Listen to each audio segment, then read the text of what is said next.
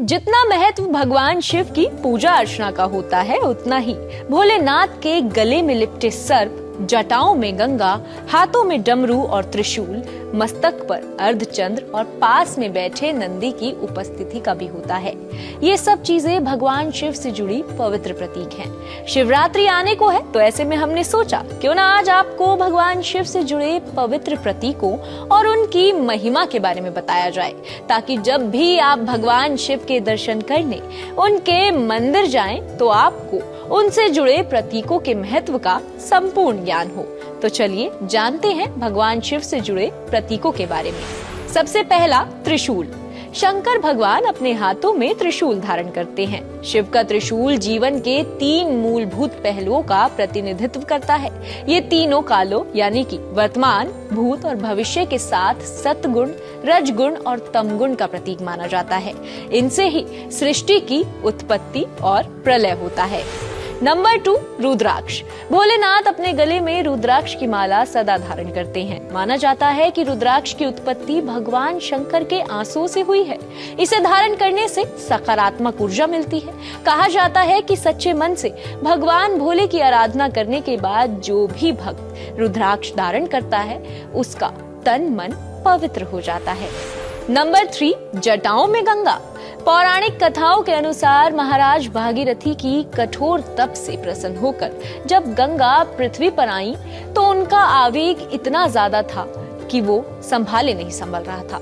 भागीरथ की प्रार्थना से प्रसन्न होकर भोलेनाथ ने गंगा को अपनी जटाओं में कैद कर लिया। ये हर आवेग की अवस्था को संतुलित करने का प्रतीक है। नंबर 4, माथे पर चंद्रमा।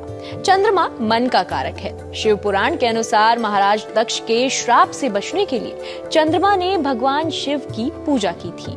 भोलेनाथ चंद्रमा के भक्ति भाव से प्रसन्न हुए और उनके प्राणों की रक्षा की। चंद्रमा के निवेदन पर ही शिव ने उन्हें अपने सिर पर धारण किया। चंद्रमा के घटने और बढ़ने का कारण महाराज दक्ष का श्राप ही माना जाता है। 5वां, पैरों में कड़ा। शिव जी अपने पैरों में कड़ा धारण करते हैं। ये कड़ा स्थिरता और एकाग्रता को दर्शाता है। योगी जन और अघोरी भी भोलेनाथ की कृपा प्राप्त करने के लिए एक पैर में कड़ा धारण करते हैं। 6, मृगछाला, यानी कि भोलेनाथ मृगछाला पर विराजते हैं। माना जाता है कि इस पर बैठकर साधना करने से इसका प्रभाव पड़ता है और मन की अस्थिरता भी दूर होती है। तपस्वी और साधना करने वाले साधक आज भी मृगासन या फिर मृगछाला के आसन को ही अपनी साधना के लिए श्रेष्ठ मानते हैं। 7वां, डमरू।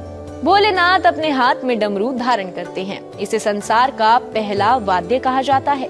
इसके स्वर से वेदों के शब्दों की उत्पत्ति हुई, इसीलिए इसे नाद ब्रह्म या स्वर ब्रह्म कहा गया है।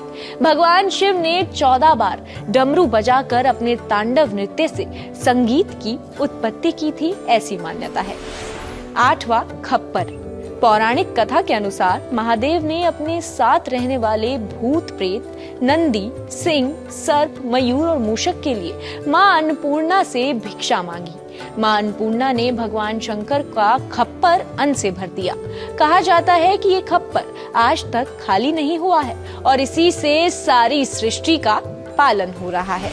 9वां, नंदी।